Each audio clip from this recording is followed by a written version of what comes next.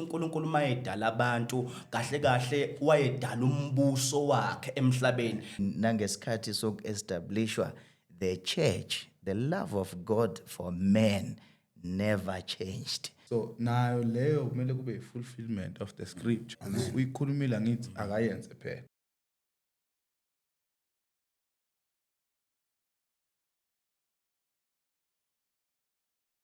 Asenibingelele egameni lika Jesu Kristu ekhaya onibingelelayo ubheka inkosi wakwambatha njengasemhleni sibuyile sesikhona. We are the new move of the Holy Spirit. Namhlanje inkosi yethu izokhuluma ngamazwi kaJesu esiphambanweni.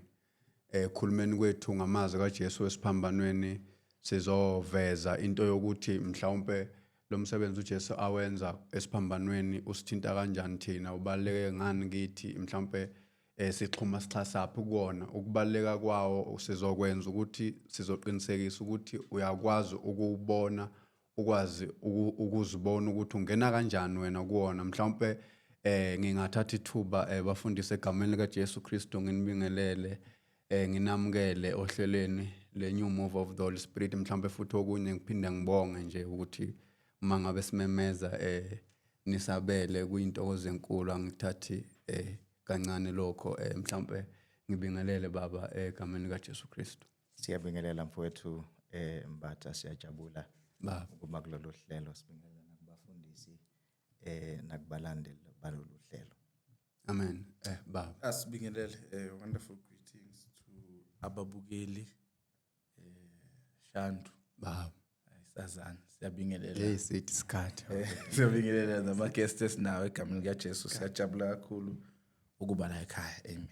Baba Siyabingelela kakhulu Shandu. Egameni lika Jesu siyabingelela kakhulu nasekhaya babukeli nabathandi balolu hlelo, siyabonga kakhulu. Siyambonga uNkulunkulu osipha ithuba nje namhlanje ukuthi sizohlangana kule ndawo.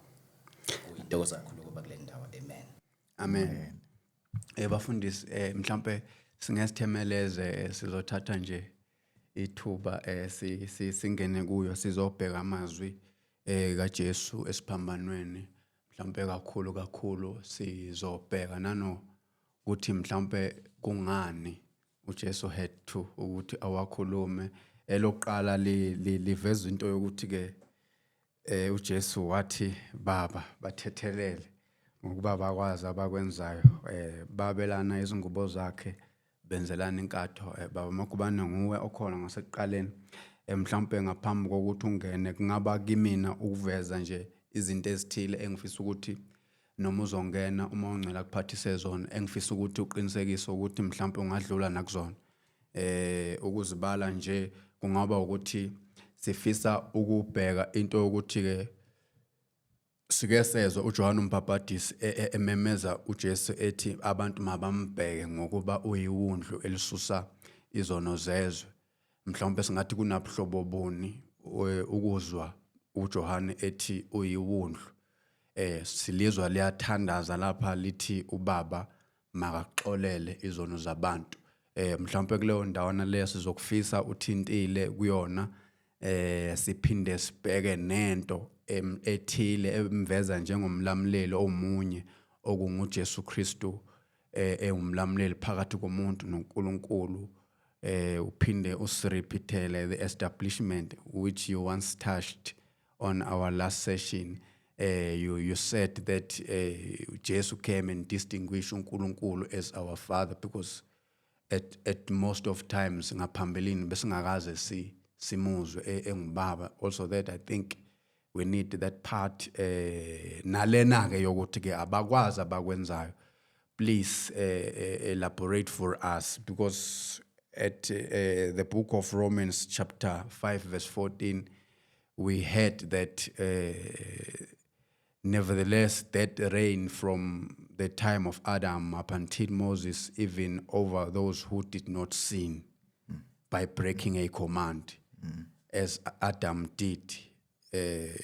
This is what they say, death reigned from the time of Adam until of Moses, even to those who did not sin. Maybe that, does it have a relationship nokusho kwakhe ukuthi ke baba bathethelele ngokuba bakwazi abakwenzayo. singathatha ithuba sikunikeze baba ungene. Siyabonga kakhulu Ba. Shandu nakubalandeli balolu hlelo.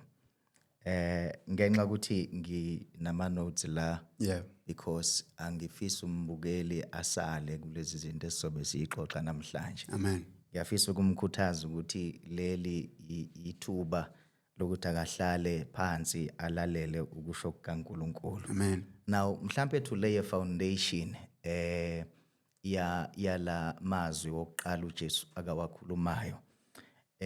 Most of yabantu they have thought ukuthi kambe ukufa kaJesu was a means yokuthi ukushintshwe umqondo kaNkulunkulu ngabantu.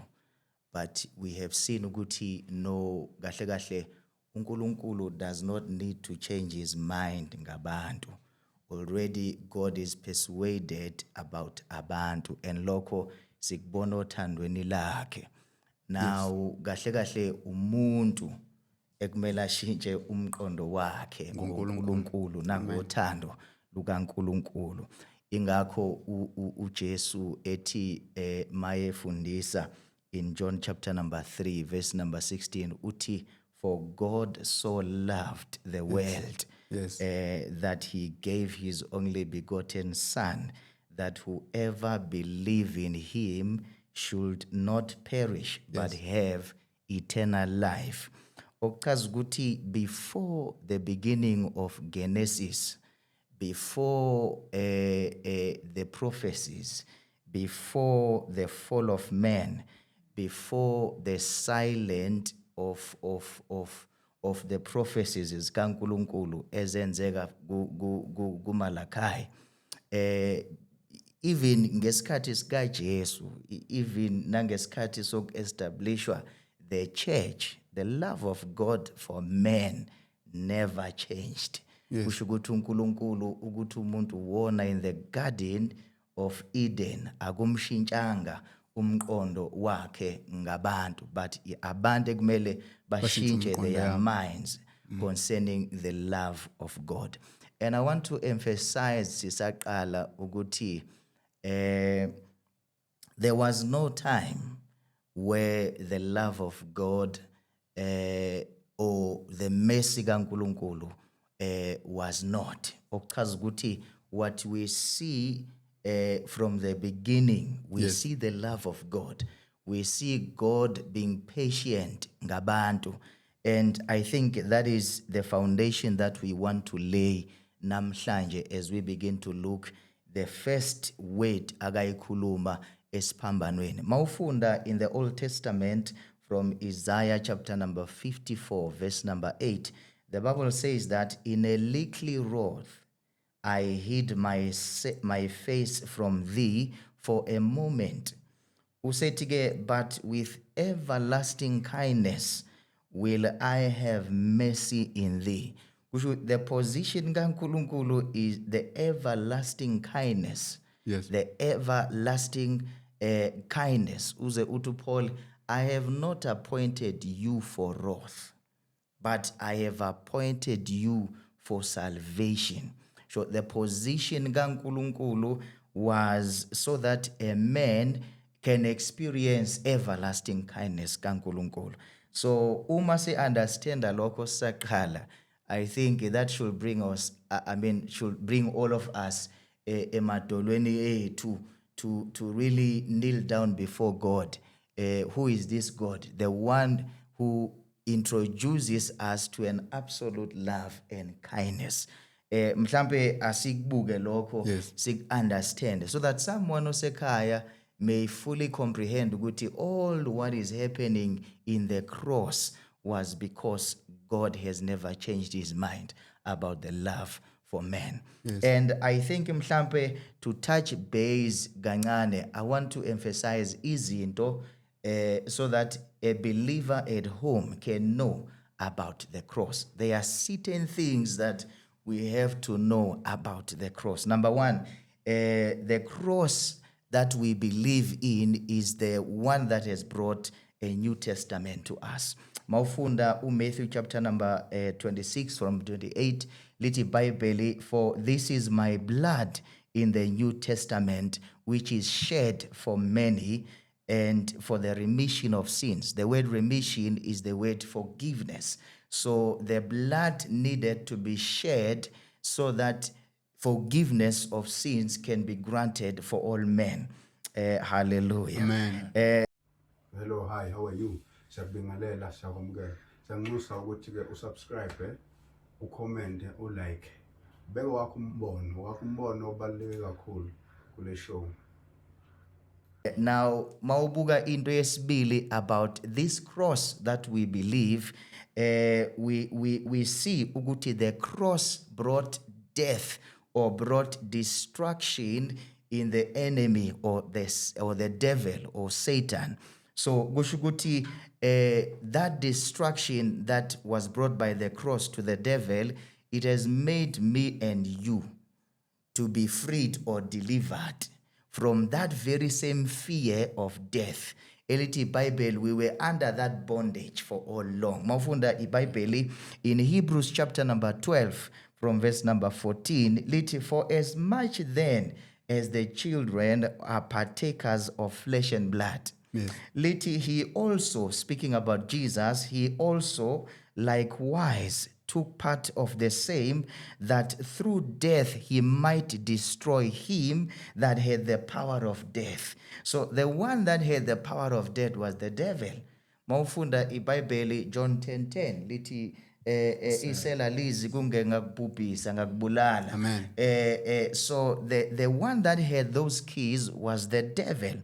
But lithi iBhayibheli uJesu partook in this way, yoguti, he destroyed the one that had the power. So the prophecy that was spoken in Genesis, that the seed of the woman will crush the head of the serpent, it was fulfilled in the cross. Hallelujah. Amen. Another thing that I want us to take note, especially when we speak about the cross, is that the cross is the power of God to the one that is saved. Hallelujah. Amen. To Paul, the preaching of the cross is to them that perish foolishness. Yes. So they don't get what we believe in. Why? Because of to them it is foolish. Hallelujah. Amen. But uti to us which are saved, uti it is the power of God unto salvation.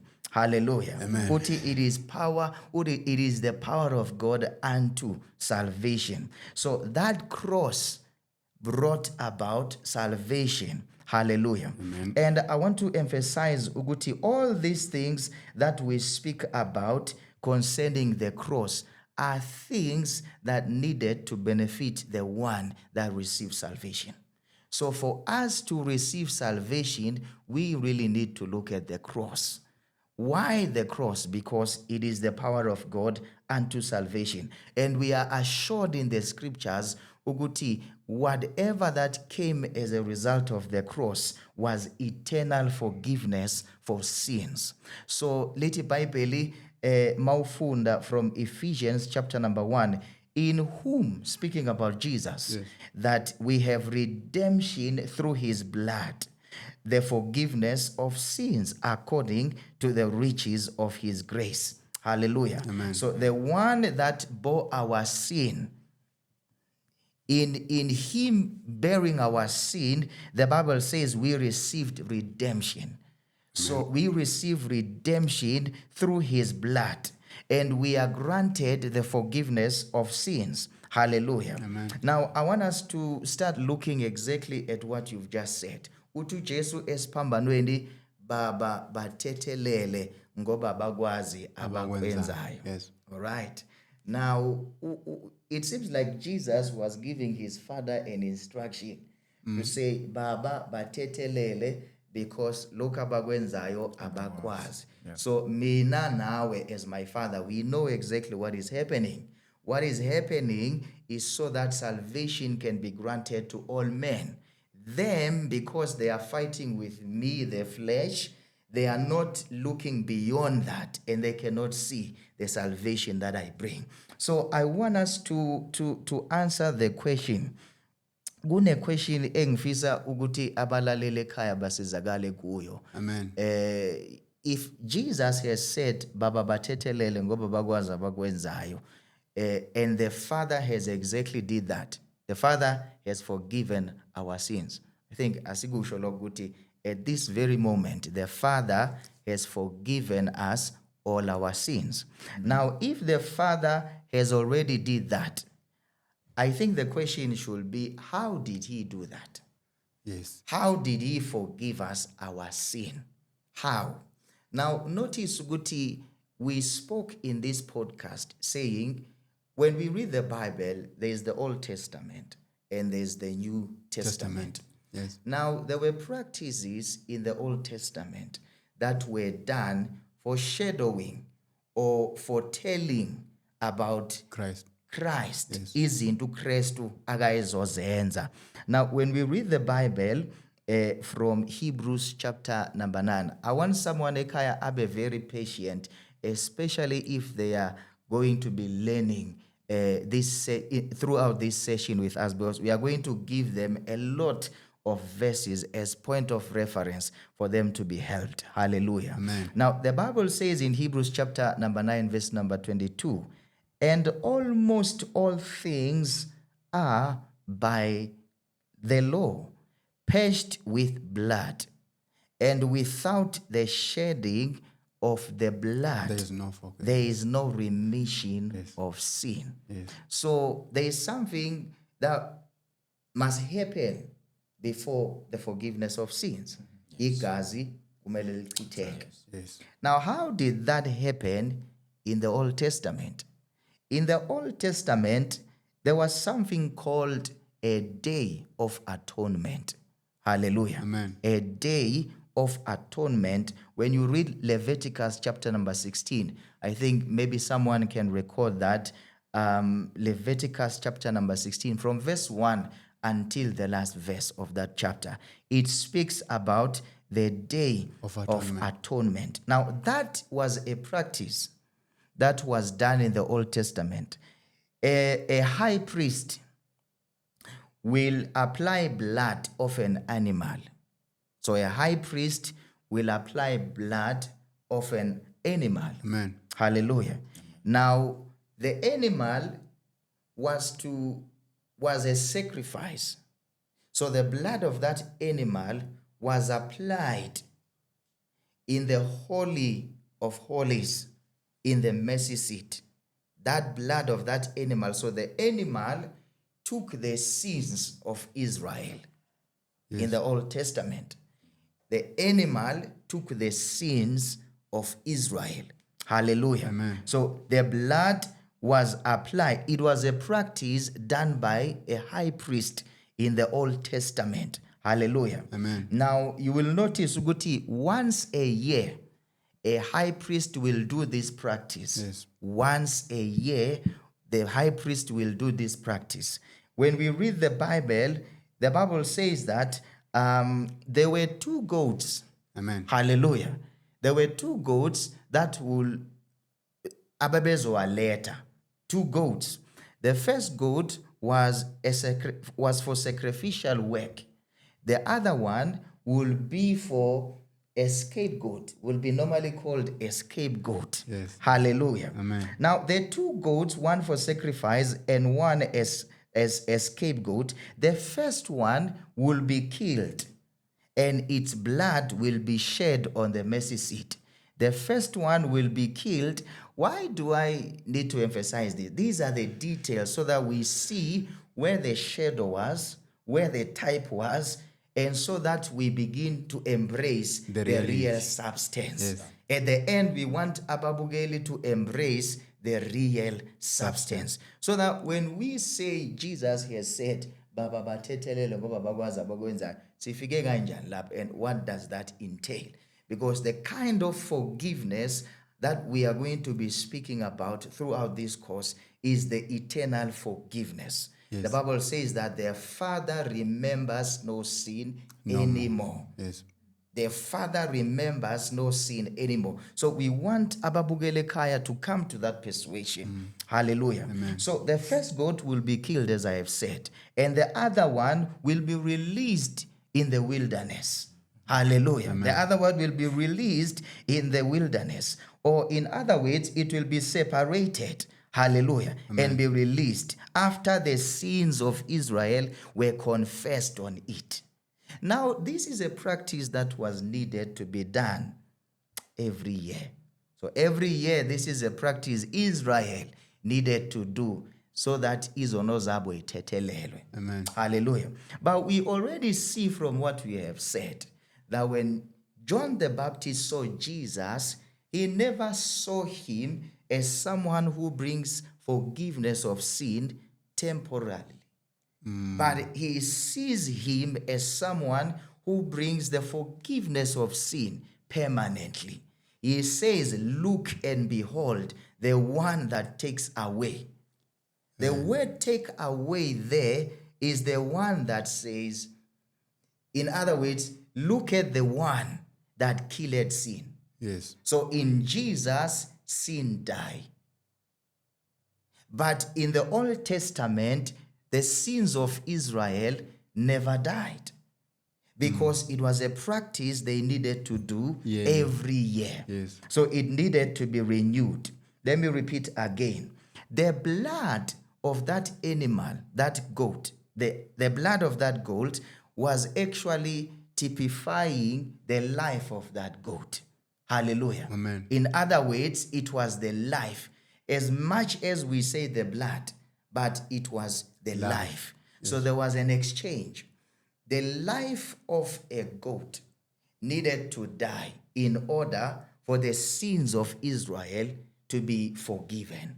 Hallelujah. Amen. But as I have said, that was the practice in the Old Testament. Now, what is the practice in the New Testament? When we read the epistles, what do we mean when we say the epistles? We read now from the Acts until Revelation about what happened in the cross.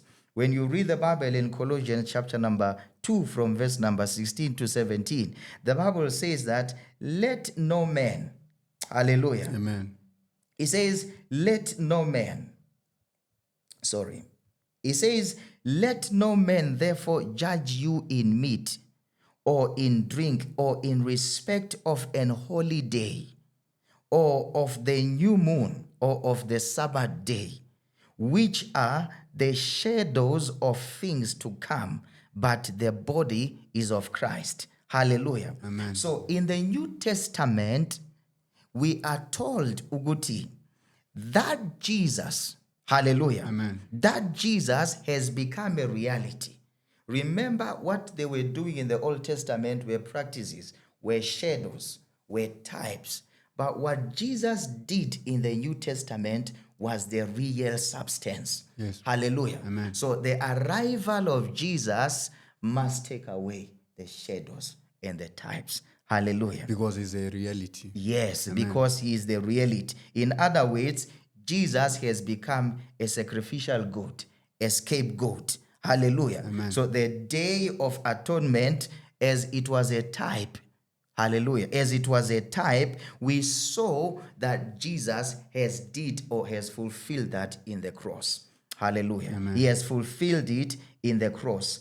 And the Bible continues to say the blood of animals that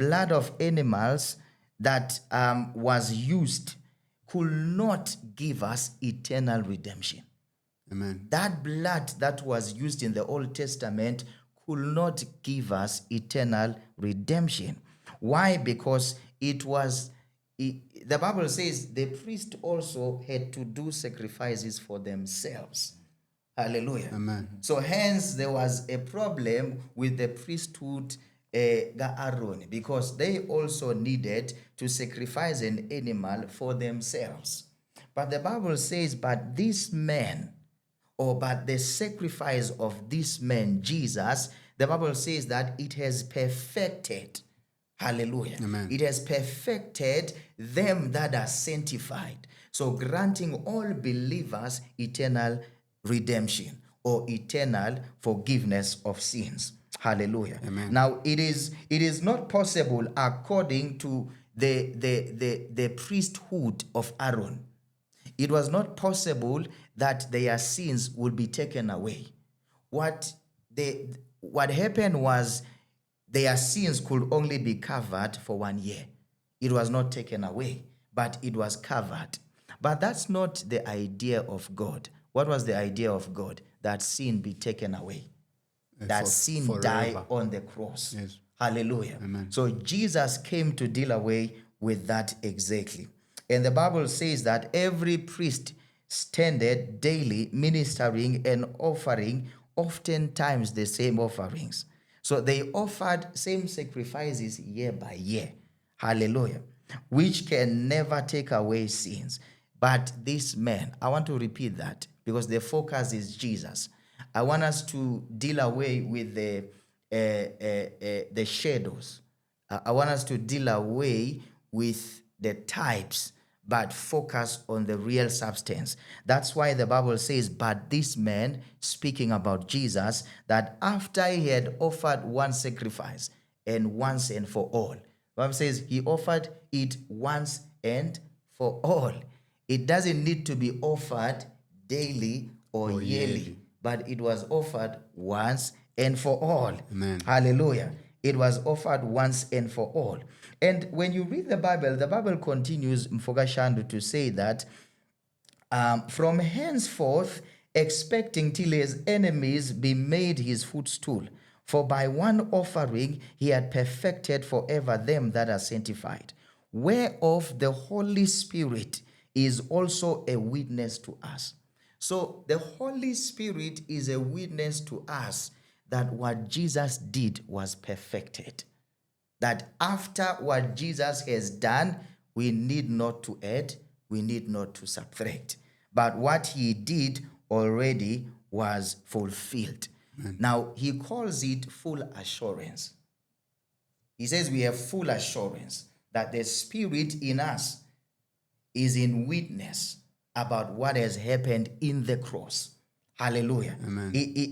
What has happened in the cross is full assurance that what Jesus has done is complete and full. That is the forgiveness that God is giving us. Father, forgive them, for they do not know what they are doing. If they knew what they were doing, they will not have killed Jesus. Amen. Hallelujah. Mhlambe mbukele ekhaya ukuzwa uJesu ememeza ukuthi ubaba makasixolele izono zethu, ubaba makabathethelele ngokuba bakwazi abakwenzayo. Ngaphinde nami ngokumemezela ukuthi ekucaphuneni kwami okukhulunywa ubaba uMagobane ngizwe into ethi uNkulunkulu remembers our sins no more. Kungangifanela ukukumemezela ngikutshele ukuthi ke nawe lapha ekhaya uxolelwe izono zakho uma uJesu ememeza esiphambanweni simbhekile ememeza ethi ubaba makaxolele izono zezwe, makaxolele izono zabantu.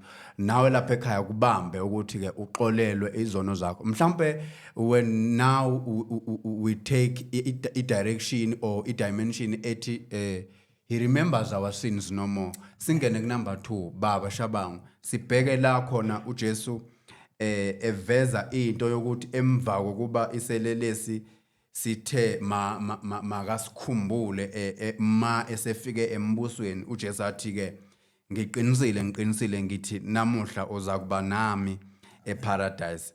Kunezinto ezifew engifisayo ukuthi ma ukhipha lokhu moya ngcela kuphathise khona udlule ngakuzona. Amen.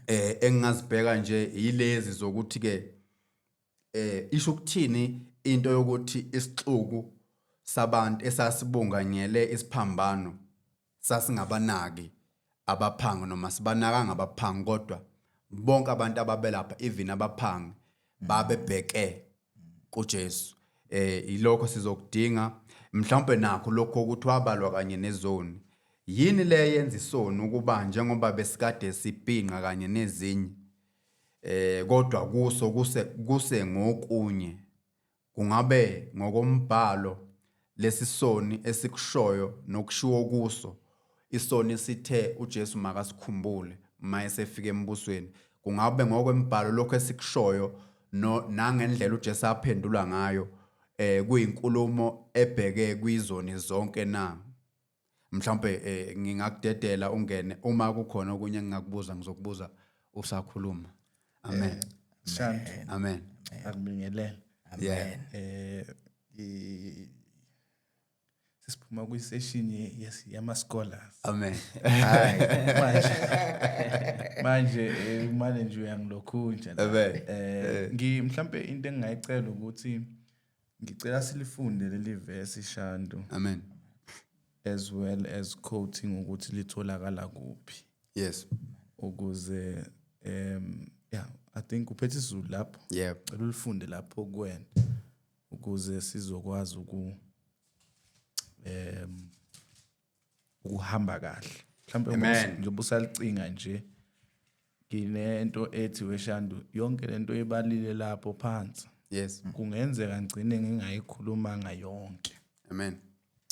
ngenxa yesikhathi esinaso. Mhlambe singadinga i-hour for us to actually Uthi try. intelligent.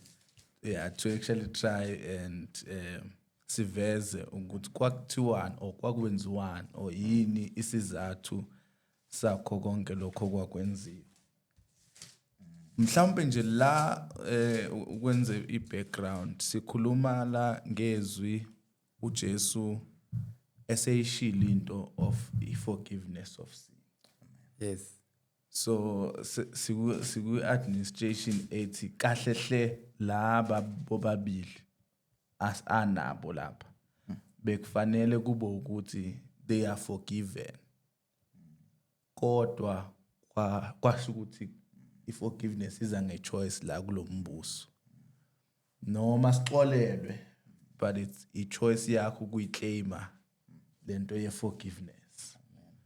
So ngamanye amazwi ungahamba uzithwele izono zakho ene uzizwa zikukhondema because you have not decided ukuthi wamkele this forgiveness. Yes. So futhi ungahamba ube umuntu othethelelwe bekubuka abanye uyisoni kodwa because you've accepted this gift of forgiveness kube ukuthi kuNkulunkulu uhamba uthethelelwe. Amen. So ngizama ukuthi it's a matter of choice lento ye forgiveness kaJesu wasenzela sonke kodwa yithina esikhethayo ukuthi siyamkela noma cha usutholile. Yes. Singafunda Itholakala ngokukaLuka chapter 23 maybe verse 43 ithi mhlambe ngaqala 42 sase sithi Jesu ngikhumbule nxa usufikile embusweni wakho wathi kuso ngiqinisile ngithi kuwe namuhla uza kuba nami eparadise.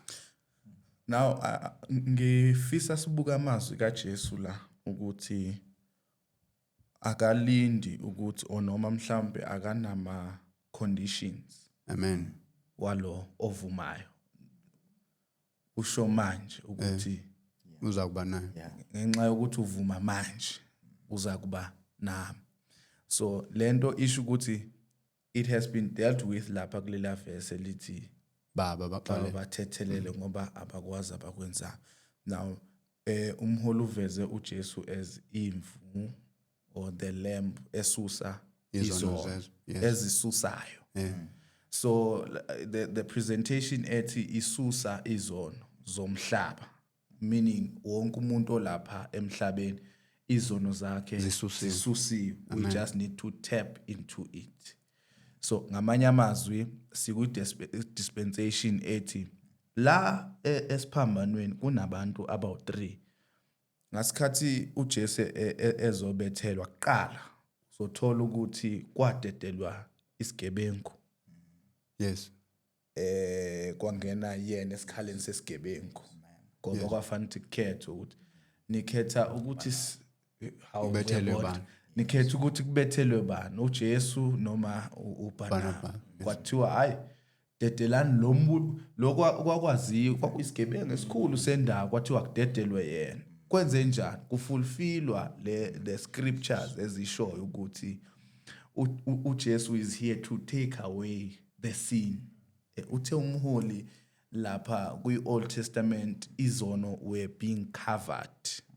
Yabona uthi uJohn mayemveza uthi behold the lamb that takes away now that not we're not covering now we are taking it away.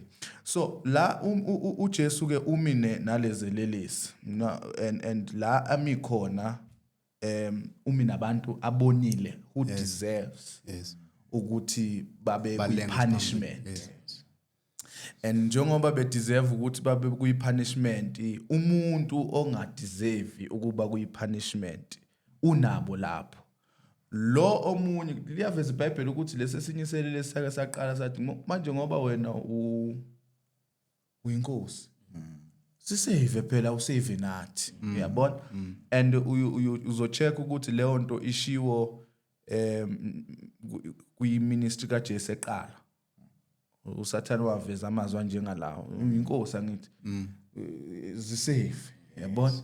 So nanoma futhi seyiyophela iministry uSathane uza ngalawo mazwi ukuthi angithi inkosi zisave. So kahle hle uzama ukumvimba ukuthi akangaqhubeki ekufulfilleni lentando kaNkulunkulu.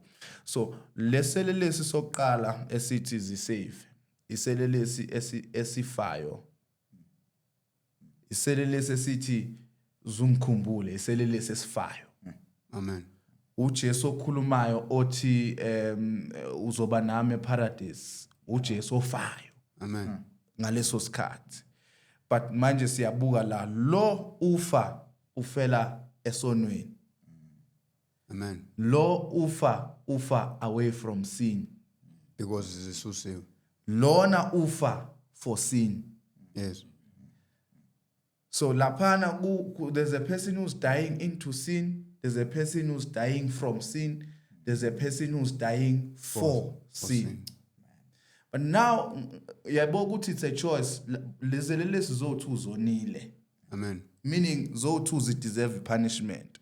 But because there's a forgiveness, uma bechaza into ye forgiveness ukuthiwa it's giving up a punishment. Yes. So ngamanye amazwi you give up your right to punish.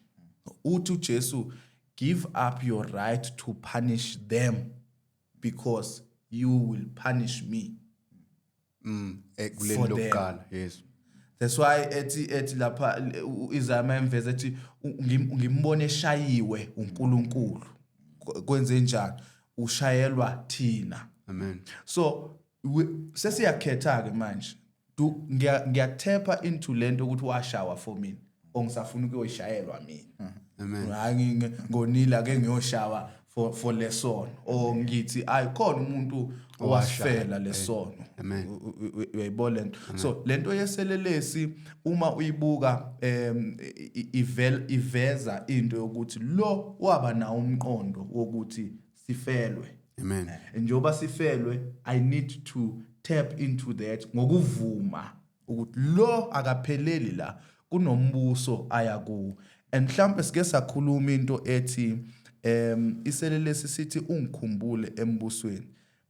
Sichaza into ethi lento ethi remember me in your kingdom isho ukuthi leselelesi sasithi ngibuyisele la engangikhona Ngaphambili.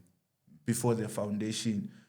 Uyayibona leyo ukuthi umuntu osene revelation yokuthi ngeke ngaba nawe but ngaphuma So now ngibuyisela ngenxa yesono lesesakhipha kuthiwa safika through one man. Yeah, so sonke saphuma for the fact that now you have shouted ukuthi baba baxolele so manje ngikhumbula. Yeah, salusungibuyisela ke ngoba sesikuyi dispensation ye forgiveness. So ngingasho ukuthi la uma sekuyi dispensation ye forgiveness uyazikhethela ukuthi uyabuyela ekubeni lento uNkulunkulu ayefuna ube yiyo Ngaphambilini. noma uyaqhubeka ubuswe isono.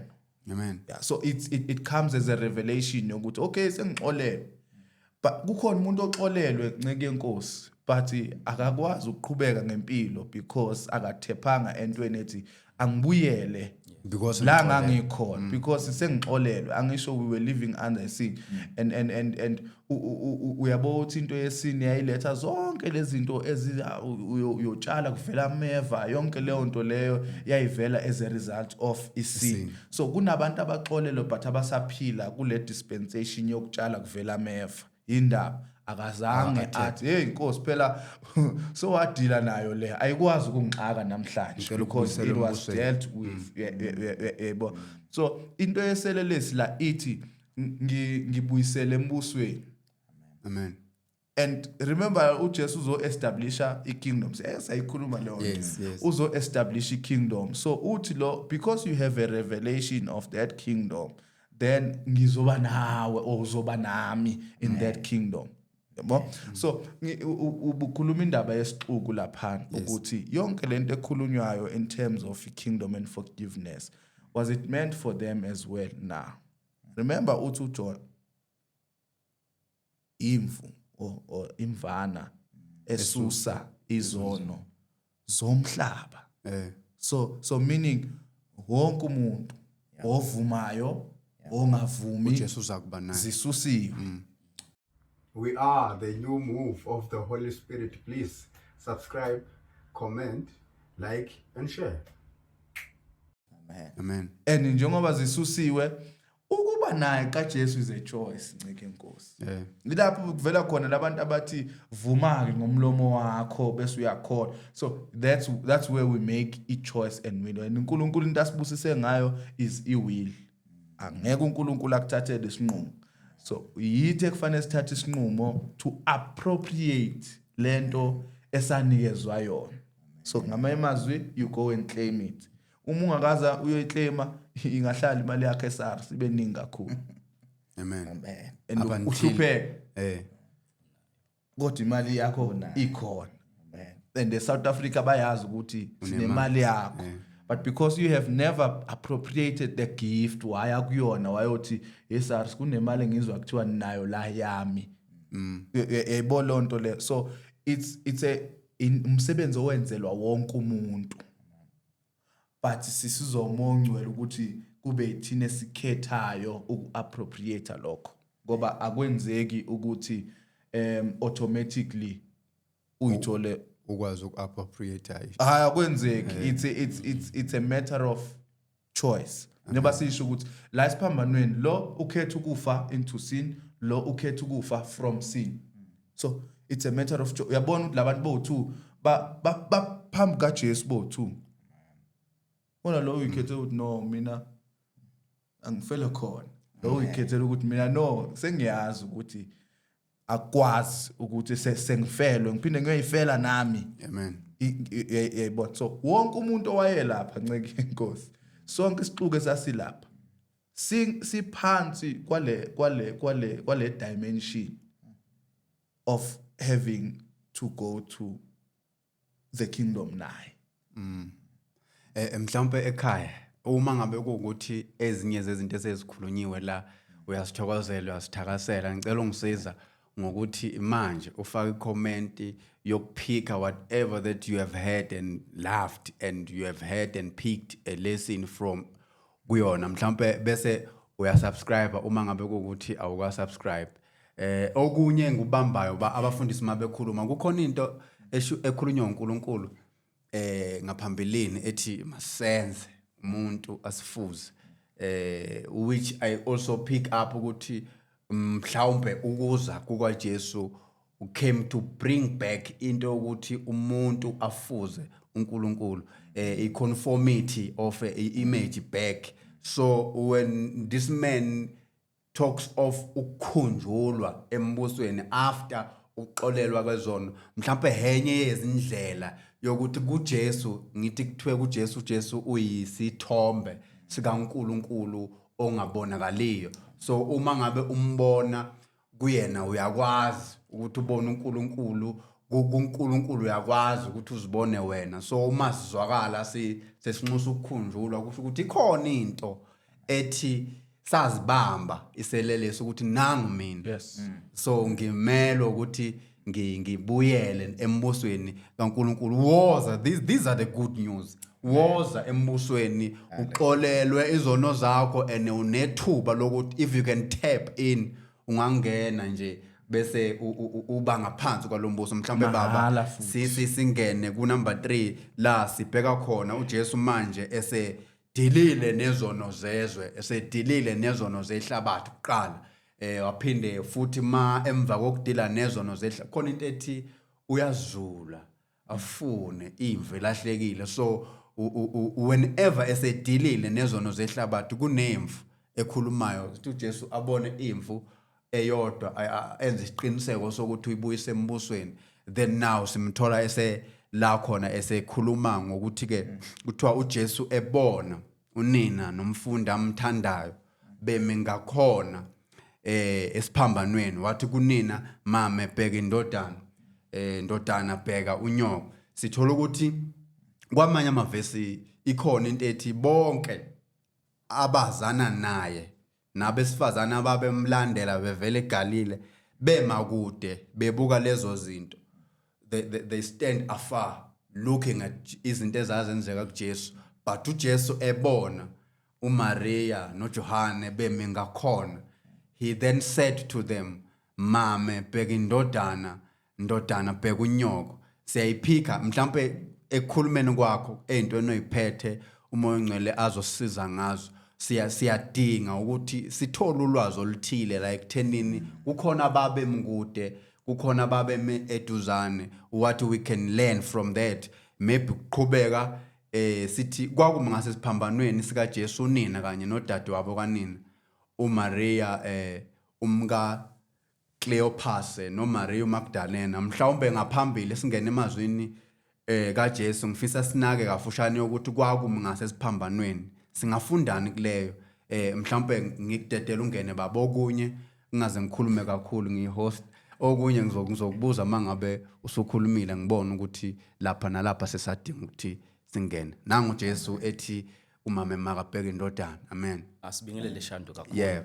Sibingelela kakhulu na kubafundisi. Nkosi yami.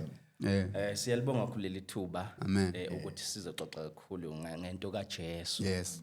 Esesiphambaneni. Mhlambe okokuqala engakuveza ukuthi sesibona uJesu usesiphambanweni ubethelwe. Mhlambe ubaba uMagubane laphana uyivezile into ukuthi into forgiveness before sifike ku forgiveness iqala kuphi. But ngiyafisa ukuthatha iroute ethi mhlambe ake sibuke isizathu sokuthi uJesu why kokuqala uJesu ela esiphambanweni. Because in order for us to understand ukuthi kusho ukuthini ukuxolelwa kwethu, kusho ukuthini ukuphenduka kwethu, funa siqale sithole isizathu ukuthi why kahle kahle uJesu ela esiphambanweni. So into yasesiphambanweni ke iqala usiqala sithole kuGenesis. Amen. Ukuthi uNkulunkulu ukhuluma noAdam uthi Adam uhlala la ensimini yaseEden udle yonke into ongayidla. Lithi iBhayibheli uNkulunkulu useyamiyala uthi Adam emthini wokwazi okuhle nokubi ungadli ngoba mhla udla uyawukufa nokufa. Now uGenesis 3:15 ubese uNkulunkulu esekhipha the prophecy ethi ke inzalo yowesifazane iyawuchoboza ekhanda lenyoka. Now sibuyele kule statement uNkulunkulu asikhulumayo kuAdam esithi mhla udla uyakufa nokufa. Okusho ukuthi ngamanye amazwi mhla udla kuyongena isono siyoba namandla ngoba amandla esono ukufa. Amen. Okusho ukuthi isono sizala ukufa. And lokhu kufa lokhu ukufa kwa spiritually. Okusho ukuthi kahle kahle ukuhlukana komuntu noNkulunkulu. Amen. Okusho ukuthi ngesikhathi kungena isono umuntu uyahlukana noNkulunkulu. Noma umuntu engaphile eqhubeke ephile ehambe ngomzimba emhlabeni kodwa wahlukene noNkulunkulu. Now iyaqhubeka lento umfundisi useyile foundation ukuthi everything that was done in the Old Testament, the practices kahle kahle zazimele umsebenzi uKristu okufanele afike awenze. That's why uma ufunda incwadi kaMatthew chapter number 5, I think verse number 17 lithi uthi uJesu angizile, I think verse 19 uthi angizile ukuzochitha umthetho nabaprofeti. Now njalo lento siyigeje kube ngathi kukhulunywa ngenye into. I'm not gonna go there, but izwi likaNkulunkulu it's made up of the law and the prophets, and that's the Old Testament. Yes. Now uJesu ekhuluma lento uthi angizile uzochitha everything le khulunywa ngayo, I'm here to practice it and fulfill it. Okusho ukuthi abaprofethi whatever they said, khumbula umprofethi wayengakhuluma into evela kuye, uNkulunkulu wayekhuluma izwi lakhe kumprofethi, umprofethi akhulume izwi likaNkulunkulu. Nama practices ayenziwa ngoba uNkulunkulu wayenika umthetho ukuthi akwenziwe lokho. But zonke lezi zinto zazimemezela ngoJesu ukuthi uJesu uzofika, lezi zinto angeke uJesu ayifika ekhuluma, uzofika azenze ngokwenyama, simbone ukuzenza kwakhe ukuzigcwalisa ukuzigcwala ngoba akusiwona amasiko, but kukhulunywa ngomthetho owanikezwa uMose, kukhulunywa about the prophecies as a prophet, abaprofethi ngoba abaprofethi bonke babe prophesy ngoKristu. All the prophets, in fact, if singa fast forward asiye kulento esiphambaneni, there were about 25 prophecies ezaba fulfilled esiphambaneni ngokubethela kaJesu. So maybe fast forward to the scripture esifundayo. I reason why sisesiphambanweni umuntu bonke abantu banesono, I think incwadi yamaHebrew ithi basilelelwe inkazimulo ngoba bonke bonile. Now uJesu, according to Matthew chapter number 1 verse 21, uJesu uzele ukuzofela abantu bakhe ezonweni zabo. Okusho ukuthi into ayizele kahle kahle ukuthi azobuyisela ubudlelwane between umuntu noNkulunkulu ngoba there was now no fellowship between God and man. So uJesu uzele ukuzobuyisela ubudlelwane between uNkulunkulu nomuntu. And funeka sibuyele la, angesikwazi ukuba nobudlelwane noNkulunkulu ngaphandle forgiveness. Now before sikwazi ukuba nobudlelwane noNkulunkulu, uqala kumele kungene forgiveness. And now kuproveka the verse ka John 3:16 ukuthi uNkulunkulu wathanda izwe kangaka ngoba awukwazi ukuxola ungathandi. Amen. Now sekuvela lento yothando likaNkulunkulu and the invitation embusweni kaNkulunkulu ngoba iqiniso uNkulunkulu mayedala abantu kahle kahle wayedala umbuso wakhe emhlabeni. That's why uDavid maye quote ku23 Psalms uthi your kingdom come. Uthi umbuso wakho noma intando yakho mayenziwe emhlabeni njengoba yenziwa ezulwini. Okusho ukuthi the purpose of ukuthi abantu bezemhlabeni kwakumele kahle kahle umbuso kaNkulunkulu wande emhlabeni, uNkulunkulu ebuse emhlabeni ngabantu. Now akasakwazi uNkulunkulu ukubusa emhlabeni ngoba umuntu wahlukene noNkulunkulu, umbuso kaNkulunkulu awusakwazi ukuvela emhlabeni. Now uJesu mayefika uzo reintroducing the kingdom of God. Kahle kahle this is extension ebantwini ukuthi abeze embusweni kaNkulunkulu, but mabeza beza ngoJesu. Now lasifunda khona sesitholile into forgiveness, and number 2 ushabangula ukuthinta indaba yeselelisi, ngithinta nje kancane ngiyandlula baholi. Into yeselelisi isifundisa ngendaba ye repentance, because we cannot be in the kingdom of God ngaphandle kokuphenduka. Okusho ukuthi embusweni kaNkulunkulu vele ungenwa ngokuphenduka, but into eyenza ukuthi size sifike ekuphendukeni, we need to understand ukuthi sesixolelwe. Amen. Ngoba umuntu akakwazi ukuza la khona kune curse, ngoba la kune curse khona akunanjabulo. So lasifunda khona sesibona iBhayibheli lithi ke uJesu kwakumi ngasesiphambanweni sika Jesu unina kanye nodadewabo kanina uMaria lichubeke lithini. I think u26 litheke uJesu ebona unina nomfundi amthandayo bemi ngakhona. Wathi kunina mama ebheka indodana yakho. Wayesethi kumfundi bheka unyonko. Kusukela ngaleso sikhathi umfundi lowo wamisa kwakhe. Mhlambe into engayisho ngalelizwi lisifundisa about the fellowship in the kingdom. In fact mangake ishanda ngibuyele kulamazwi, amazwi onke uJesu wakhuluma esiphambanweni kahle kahle into yasembusweni. We need to understand into yombuso kaNkulunkulu. So uma sisembusweni we must have a fellowship embusweni. Now ngithema ngifunda la I pick up 2 things ukuthi unina kaMaria, unina kaJesu onguMaria wayemthanda uJesu njengomama wakhe. Now uJohn lo mfundi othanda uJesu wayemthanda uJesu. kunento efanayo between uMary noJohn. Bobabili bathanda uJesu. But ukuthanda uJesu akwanele phela. Amen. Fellowship. Ngiyezwa bazalwane. Yes. Ukuthanda uJesu nje kuphela akwanele. We need also to love one another as much as we love the Lord. Yes. uJesu uzoveza lento embusweni ukuthi njengoba ningithanda nobabili kufanele lo thando eningithanda ngalo nami nithandane ngalo. Amen. The same love enithanda mina ngalo. Thanda ingakho uJesu uthi mayekhuluma nabafundi bathi uthi babuza uJesu abafundi bathi imuphi umthetho omkhulu? Uthi uJesu oqala wothanda uNkulunkulu wakho umkhonze ngenhliziyo yakho yonke. Uthi omunye ofana njengalo wothanda umakhelwane wakho njengalo. These are principles in the kingdom because we cannot claim to love the Lord but we hate each other. Yes. You know, lento it's about fellowship within the kingdom. The same love esithanda ngalo uNkulunkulu, that's the same love we need to love one another. I do pick up ukuthi kunento enkulu kulento le umholi ayishoyo because uze ukuzosusa izono zehlabathi not zamngedwa. Yes. Uzosusa izono zezwe, so fellowship needs to be there. Even makakhanda umzimba which is the church, angikwazi ukuba umzimba ngingedwa. I need to fellowship with other brethren. Mhlambe singene baba kwelilandelayo sesiya highlight ngoba ngibona ngathi sisilinyazwa na isikhathi. Usithola uJesu ethi Eloi Eloi lama sabachthani okungukuthi ngokuhunyushwa uNkulunkulu wami ungishiyelani. Mhlambe ungangena baba sizama ukuthi sithi sizokwenza ukuthi isikhathi siphele nathi sesiqedini. Siyabonga kakhulu. Amen.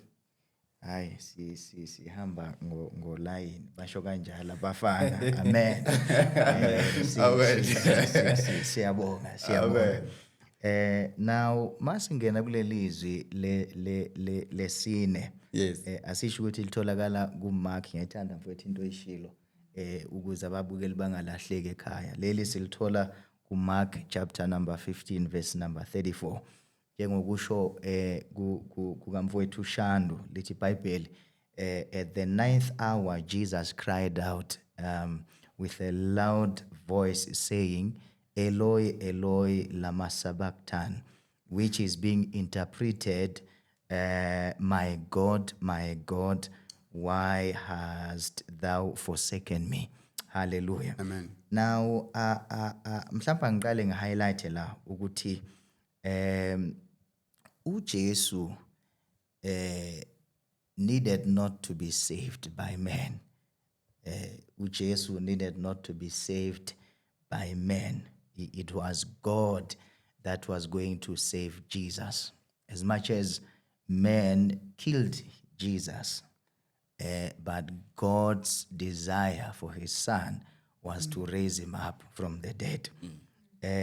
Kusho ukuthi i-persuasion kaJesu ngobaba wakhe is so powerful in a sense. Now I want you to pay attention kulelizwi. Amen. I want you to pay attention kulelizwi. Why? Because another thing that I want to say is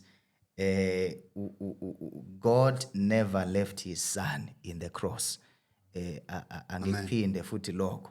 God never left his son in the cross. Angikuphinde mhlawumbe ukuzwanga uNkulunkulu akayishiyanga indodana yakhe esiphambanweni. So what will be the meaning yalokhu Jesu akakushoyo?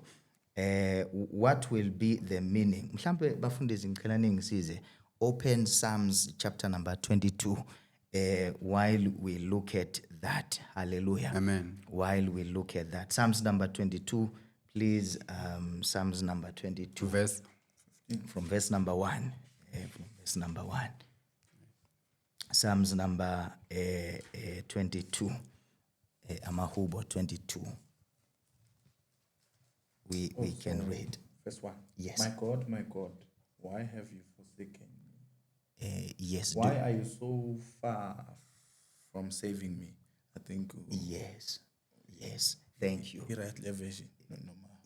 Your level version, the right, Bob. But I want to highlight, hallelujah, ukuthi the Bible says, again, ngikusize ekhaya, the Bible says that uyithintile umfowethu uMhlanga into ukuthi all what the prophets have spoken about was concerning uJesu. Remember ukuthi there was a Bible study that Jesus did after he rose again from the dead. The Bible says those two disciples on their way to Emmaus, he showed them ukuthi this is where Moses was speaking about me. This is where the prophets were speaking about me. The Bible says that he expounded unto them all things concerning himself. He opened Moses, he opened the prophets, he even opened the Psalms to show them that this is where David was speaking about me. Now, what Jesus is saying in the cross when he is saying, Nkulunkulu wami ungishiyelani, he was not saying his God was leaving him, but he was referring to the prophecy which he fulfilled himself, that prophecy that was spoken by King David. King David saying, Why have you God, forsaken my me?" God, Yes. why have you forsaken me? Why Are you so are you far? so far from me? Now, notice, Guti, we have seen Jesus speaking about his Father as them being one. Yes. We have seen the relationship Jesus had with his Father. In a sense that there are a couple of verses that he spoke, saying the things that I do because my Father does them. Yes. So up until now, my Father has not rested. So the work that I do because my Father up until now has not rested. So what Jesus was speaking in the cross was the word that was spoken about him in the Old Testament. And we've just read that that word was not spoken by Jesus himself, but it was a word spoken by David, the prophet. It was a prophecy.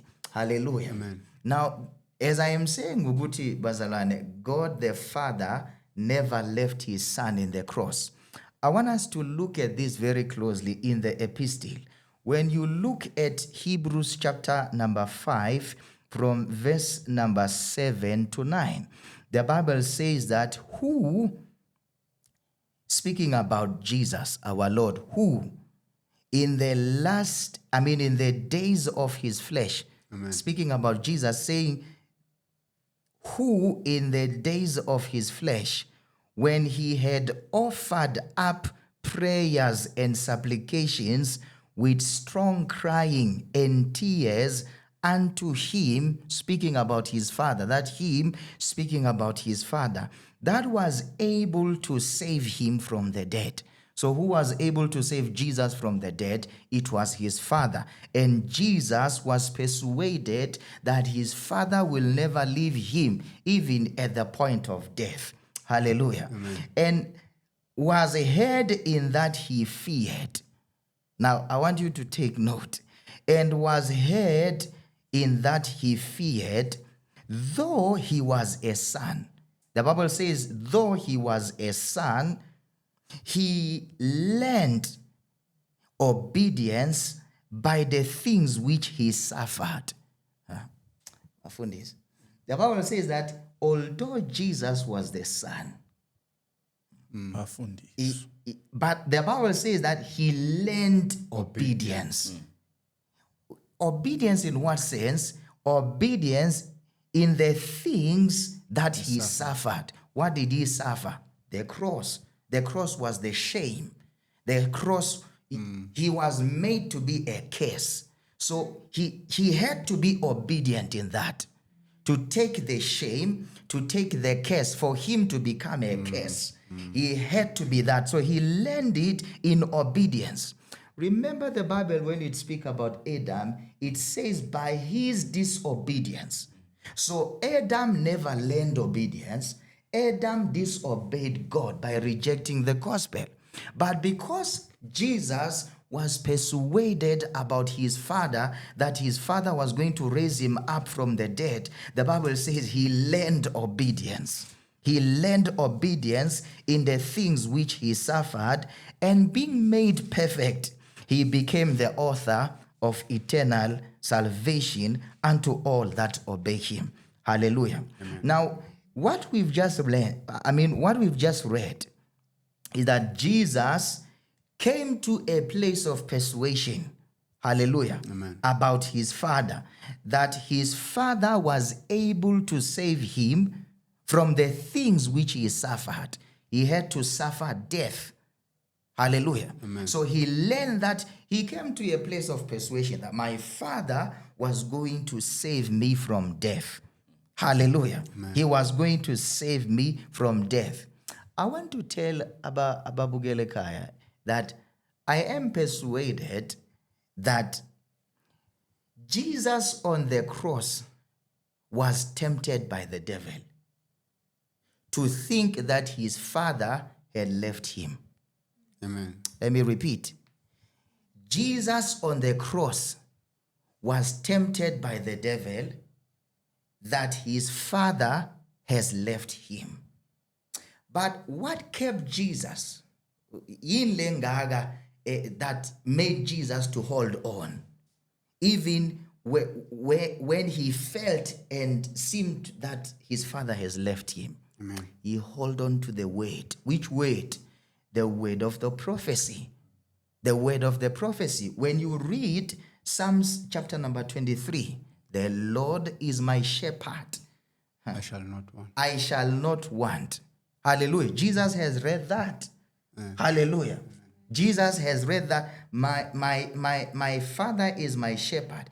Even though I am in the midst of the cross, facing death, but I know that his rod, his word, and his staff, his spirit will comfort me, will put me in a place where I am fully persuaded that he cannot leave me.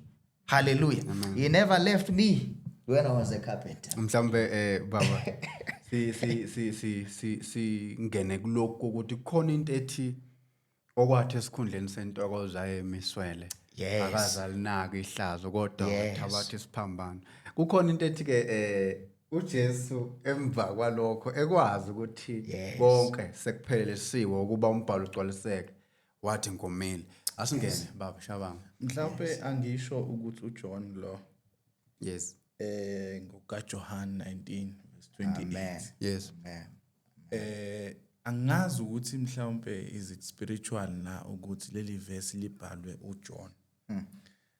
Munga check uJohn uma iqala incwadi yakhe uthi eqaleni wayekhona uLizwi. Yes. Awu wayeUNkulunkulu enoNkulunkulu. Bese ethi konke hayi baba kwavela ngayo kukhulunywa ngalo Jesu othi ngomile. Angazi ukuthi ithini into yokuthi leli verse libe la kuJohn. Kuthiwa mawufunda ihistory kuthiwa kwake kwakhonzwa nceke yenkosi kwaqedwa ukukhonza uJohn engakabhali. Lento uJohn uyibhala from a revelation point of view sekukhonziwe sekuke kwakhonzwa nje impela ngalezi ezinye incwadi le ingekho. Amen. And le mayivela ukuthi angithi icishe ifane nento kaMoses le. Lona akazange ayibhale kakhulu from what he saw but wayibhala kakhulu from what was revealed to him. Uthi ke mayivula incwadi uthi then manje uNkulunkulu lo lizwi waba inyama. Yes. Wakha phakathi kwethu. And then la sibona ke bese kuthiwa uJesu esekwazi konke ukuthi sekuphelelisiwe. Mhlawumbe ngizoletha a different dimension from what ubaba Magubane is saying. Uthi Paul ongasazange isono. Yes. Wenziwa isono. mhlawumbe I want to bring an explanation of some sort ukuthi yini sizoba convinced ukuthi wenziwe isono. wayeqinisile uIsaiah uma ethi ngimbone eshayiwe. Amen. So ngoba ushawa nje akushawa yena but kushawa lento enziwe yona. Yeah. Amen. So akudilwa noJesu la kudilwa nento asenziwe yona. Ngamanye amazwi unceko kwakungeke kube ukuthi uJesu uyashawa eyindodana. Amen. So he needed to become sin so that ezoshawa. Amen. Ngamanye amazwi lo shiwayo akushiwa lo oyindodana. Kushiwa Lo lesono. Amen. So njengoba ke kushiwo kanjalo ukuthi washawa uthi lo ngomile. Amen. But ngifuna still na two dimensions kule verse ukuthiwa uJesu esekwazi ukuthi Sekuphelelisiwe. Yeah. waqala wathi ngomile. Nokuthi wakusho lokhu ukuze Ngifuna kugcwaliseke. yes ngifuna now the second part would be for wakusho for fulfillment of the scriptures. Yes. I want us umbukele ekhaya athi mayephuma la abe etholile application ye scripture kuyena athole nanokuthi wonke uJesu mayethi for the fulfillment of the scriptures wayisho ukuthini. If you check laphana is Psalms 69 verse 21. Elam lithi they gave me poison for food and my thirst and for my thirst they gave me sour wine to drink. So this was a prophecy evelayo into uJesu ahamba kuyona. So Ngobethi ngomile usho to fulfill this prophecy. mhlawumbe futhi singacheka sithi lo Jesu wake wafika efika laphana inle yayizanyazanyiso Ichibi. echibini kwathiwa dingumuntu man Ozongifaka echibini. ozongifaka echibini. uJesu wakhulumizwe and did away ngechibi azange sisalizwe ichibi kukhulunywa ngale emva kwalokho. Amen. Is the same Jesu and kubhala uJohn njalo. uJohn ubhala esebhala ebhala ngonkosikazi uSamaria kuthiwa uJesu kube bowazi ngabucele kimi ubuzothola amanzi obuzowaphuza ungabusoma. But manje why Jesu manje so uthi womiwe wena kodwa kukhona into ethi konke kwavela ngaye amachibi imfula nento ethi baphuza kuphuza kunye edwaleni lalibalandela lelo dwala kwakunguKristu. Kwenzeka kanjani? why manje usuthi ngomile. omile. And I want also ukuveza the human aspect of uJesu la. Ile ngitholeza was driving bengomile. Amen. Ngabona ukuthi kusho ukuthi uJesu waba umuntu la woma because lento yokoma isho ukuthi ngisawu umuntu ngiyaphila. Amen. So he needed to prove kulabo bebemshaya ezofika esiphambanweni ukuthi angibulalwanga ukuthi ningishayile. Amen. Ngizofa because I decide to give my life. Amen. Yabona. So mhlawumbe iapplication kumuntu olalele kuye uthi uJesu kula Beatitudes Matthew 5:6 uthi ubusisi umuntu who hunger and thirst for righteousness ngoba lo muntu lo yabona lento ethi thirst. So mawomele ukulunga uthiwa Ubusisi. ophiwa. Amen. So ngamanye amazwi it addresses nalokho it has to come to a fulfillment ukuthi uJesu woma omele ukulunga. Amen. Wafa wavuka wakuthola ukulunga konke. And therefore Lokho bekomen. yes if nathi sithi we want to apply leli verse kusho ukuthi We must be thirsty of righteousness. Baba kuthe uma sifika la ku number 6 kukhona into ethi ke wabe sebona ukuthi kufeziwe singangena nje egameni lenkosi uJesu Kristu nami ngingande kakhulu ngoba sesishawa yilo. I think everything esesiyithintile kahle kahle lento masingayibeka in simple words kwakungumsebenzi Amen. uJesu ayozela. So yonke lo msebenzi uJesu esebona ukuthi sewuqediwe. I think uJohn 19 verse 30. Yes. Kwathi ukuba uJesu ewamkela uvinika wathi kufeziwe. Mhlambe kumbuzo obalekile Yes. la, umbuzo obalekile. We get that uJesu all along from where oPilato noHerod babe bethumelana ngaye beshintshisana ngaye somewhere babe bamnikeza uvinika and he wawunqaba and then mayesela isiphambanweni kuvela ukuthi kwathi esekwamukele. What is it that edala ukuthi awamukele mayesela esiphambanweni kanti ngale ungaqhubeka baba Mhlawumbe ngicela ukungena nje la. uJesu yonke into ayenzayo yakhe was scriptural. So akakusi chance take ukuthi uzoyithola nje endleleni into ayenze because kuthiwa akayenze. Kufanele it comes with times and it comes with events. So iwine bekufanele ayithole ngalesikhathi eseyicela ngoba laphana siyabona lapha ku Psalm 69 verse 21 kuthiwa ngacela banginikeza. Yabo, so lelo verse ngale bengacelanga ngale belingeke lifulfilleke ke iverse lele lisho kanje if ubeyithole engayicelanga. Baba ungaqhubeka egameni likaJesu. So siyabonga shabana. That's true. So after umsebenzi wonke uJesu esewenzile. Amen. And I will still go back kulento ukuthi the reason why he's here to work. Amen. Yes. And he's still working even today. Yabo, because empilweni zethu still working. Amen. Yabo. So but umsebenzi awuzele la ukuthi umuntu abuyisane noNkulunkulu. Amen. Yabo. So umsebenzi wonke wawudinga forgiveness, umsebenzi wawudinga repentance. Amen. Umsebenzi wawudinga fellowship.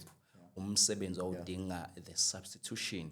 Because uJesu one of the main things azenze esiphambanweni esikhundleni sokuthi kufe mina kwafa yena. Yabo, so lo msebenzi wonke lo wawufulfill uJesu kwangafa umuntu kwafa uJesu. So ekufeni kaJesu abantu sebayakwazi ukuthepha ini ku eternal life. So uthi uJesu esekubona konke lokho ukuthi sekuphelelisiwe wayesethi ke kufeziwe ngoba kahle kahle that is the main purpose ayisukele ezulwini. I think uShabanga uquote yona into kaJohn ukuthi njengoba esuke ezulwini nje. I think mawufunda incwadi kaRevelation iyakuveza kahle ukuthi kwake ezulwini uNkulunkulu wafuna ukuthi ngizothuma bani. Lithi iBhayibheli iwundu lavela esihlalweni sakhe lathi thuma mina. Lelo wundu yilo kanye elinguKristu Jesu. Excuse me, ukuthi lize emhlabeni lizoyenza lizoma endaweni yomuntu ngoba into bezalwane one thing enginayo about these days engibusa kakhulu ukuthi uma uJesu eze emhlabeni uzele uzosindisa abantu. Sekufanele answer the question uzobasindisa kuphi. Amen. Yabo. Now i-answer ithi abantu babebhekwe ulaka likaNkulunkulu. Right? Yes. Ngoba ulaka likaNkulunkulu lalizobaqeda abantu ngenxa yesono. Amen. Yebo. Now uNkulunkulu uye owayezoqeda abantu ngolaka lwakhe. Amen. I think that's why uma sistudisha this verse ya ngomile no abanye uma ufunda ama scholars aveza into ukuthi eGetsemane he also drank ulaka uma ethi leli cup lesi sitsha sidlule wayemina the ulaka likaNkulunkulu lolo ukuthi wayephuza lolo laka likaNkulunkulu. So la sekufanele answer the question ukuthi abantu kumele basindiswe kuphi besindiswe ubani. Now basindiswa olakeni likaNkulunkulu besindiswa uye uNkulunkulu ebasindisela kuye. Amen. Now ingakho into kaJesu mayifika la uthi after konke sekwenzakalile uJesu sethi ke kufeziwe ngoba yonke into uJesu andlule kuyesiphambanweni it was yenzeka according to the scriptures. As we are quoting, ayikho into uJesu ayenza ngenxa yesimo ayebhekene naso nje, kodwa konke akwenza nadlula kukho kwakumele adlule kukho according to the scriptures. Ingakho yonke into ayendlula noma yenza wayenza according to the scripture, ngoba this was a plan of God from the beginning. In fact, before even Adam ona For the foundation. this plan yayisivele uNkulunkulu enayo. Before even Adam on, the plan of God was there. Ingakho magubane uthi mayiqala wathi the love of God ayikaze yashintsha athanda ngalomuntu. So yiloko engingakuveza kulelizwi. Mhlawumbe abafundisi bangangena ukuthi the work of umsebenzi kaJesu ayewuzele la uJesu wabona sekufeziwe, it is done, it is finished. Yes. Amen. Egameni lika Jesu Kristu ekhaya ngisiza ngokuthi ngoba sewuhlalile wazi wafika la esesikhona njengamanje. Press usubscribe, ucomment, usho ukuthi uzwile lapha nalapha, lokho siyokuthokozela. We are the new move of the Holy Spirit. Mhlambe bafundisi singene number 7. Kusele lesikhathi esele sizohlukaniselana ukwenzela ukuthi sobathathu singene. 2 minutes then mhlambe nami ngivalelisa kubabukeli ekhaya. La sithola ukuthi uJesu wamemeza ngezwi elikhulu wathi, Father, into your hands I commit my spirit. When he had said that, he breathed his last. And then kakhulu engakubuza nje kunina nobathathu iloko ukuthi kufa bani, because after esewamukela uVenika wathi kufeziwe lithi iBhayibheli wagebisa ikhanda wafa.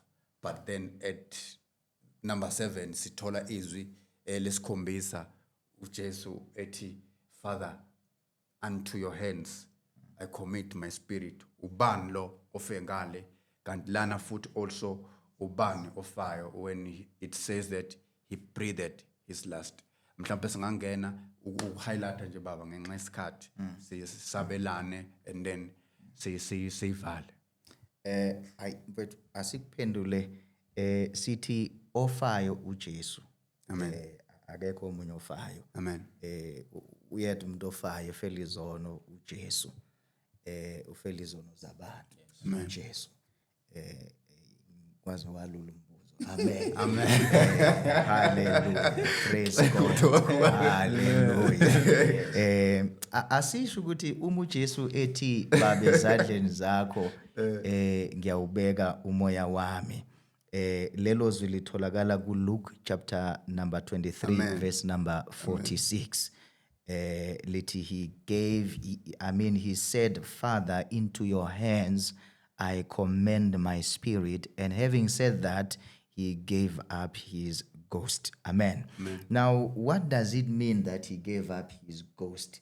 It will simply mean, remember, bafundisi basho ukuthi all that Jesus is saying and doing on the cross is the fulfillment of the scriptures. Hallelujah. Amen. Now, when we go back to the Old Testament, Psalms chapter number 31, verse number 5, the Bible says that into thy hand I commit my spirit. Thou hast redeemed me, O Lord God of truth. Hallelujah. Amen. So in other words, the Psalms of David, when he needed God to protect his life from trouble, in fact, umufundi Bible, another verse or another translation, liti, I've put my life in your hands. Amen. Not my spirit, I've put what? My life. Hallelujah. Amen. So him commending his spirit was putting his life in the hands of his Father. Hallelujah. Amen. Why? Because in the Old Testament, David by that time was not dying. So it was a fulfillment. It was a word of prophecy. What Jesus in the cross will fulfill. The one that died was Jesus, not David. Yes. Hallelujah. Amen. So Jesus needed to commend his life. Hallelujah. He needed to commend his life to the Father. And I want to say, yes, he did that. Yes. Hallelujah. He did that. And the good news is that his Father raised him up from the dead. That's the fulfillment of that word. He commended his spirit, his life into the hands of his Father. And what did the Father do at the end? He raised him up from the dead. Baba, shabang. Amen. Uke wathi omunye umfundisi la kwacingwa kwachekwa izadla eziworthy ukuze zithole noma zamukele lo moya. Angizukungena lapho. Mhlawumbe mina ngila angizoxabana nama scholars namhlanje. And deliberately. Amen. Uthi Isaiah, Amen. for unto us a child is born, Amen. and a son is given. Who gave the son? God. Who born the child? Mary.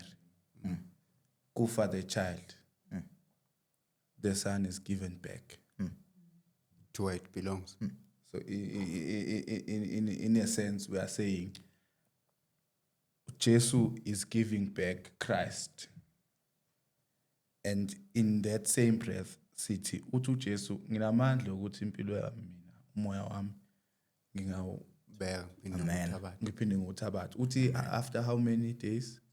3 days. 3 days. So nayo leyo kumele kube fulfillment of the scripture. Uyikhulumile ngithi akayenze phela. So kwakufanele ukuthi kungabi ukuthi uyafa. Kwakufanele ukuthi he must give. Bear. Amen.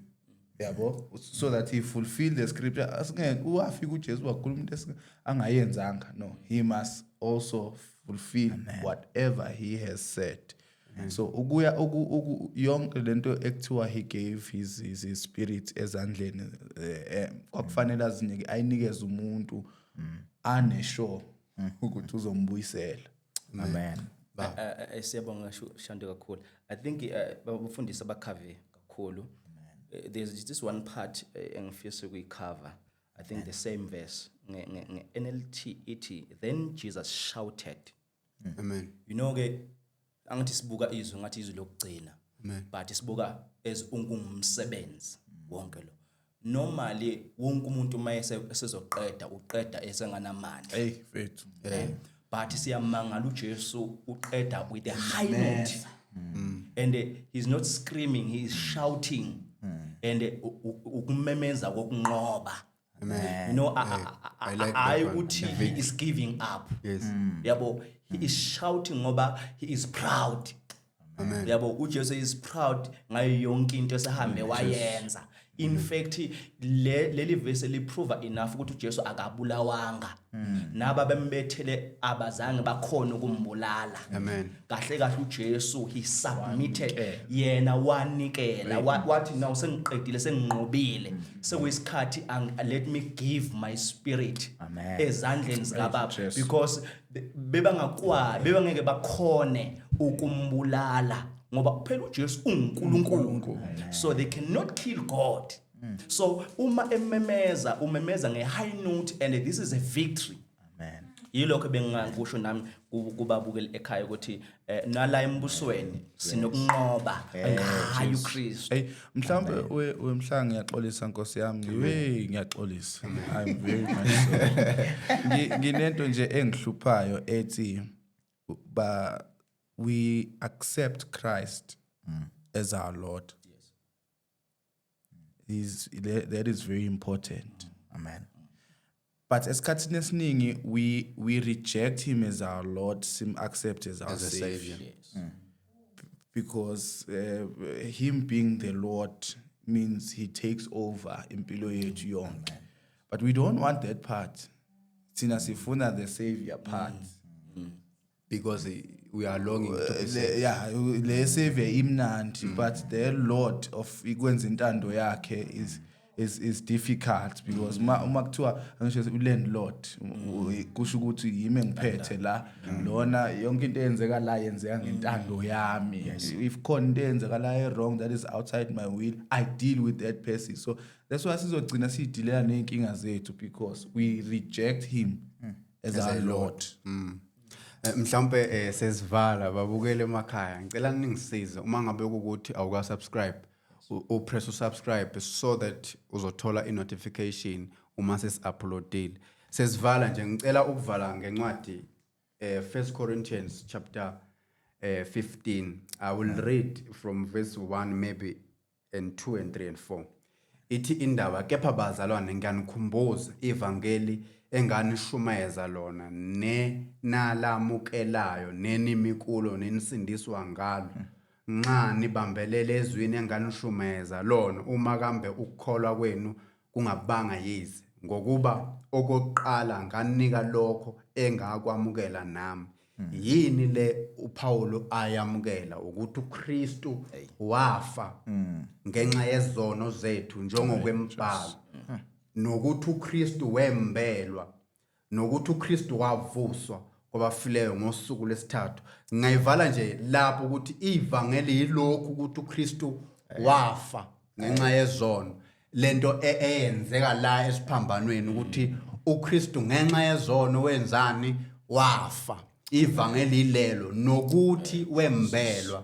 Ivangeli ilelo, nokuthi wavuswa kwabafileyo ngosuku lesithathu njengokusho kwembhalo. Yileli uma kuthiwa kumele uchazelwe ivangeli, iyo leyo into kufanele ukuthi uPaulo nenimi kuyo nena yamukelayo, kusho ukuthi siyama kuloko ukuthi uKristu wasifela ngenxa yezono zethu, futhi siyakwamukela ukuthi uKristu wembelwa, futhi siyakholwa ukuthi uKristu uNkulunkulu wamvusa. Mhlawumbe sidibane kuyo elandelayo, nami sengiyahoxa. Ngithemba ukuthi nithakasile kakhulu. Please subscribe on our YouTube channel. We are the new move of the Holy Spirit.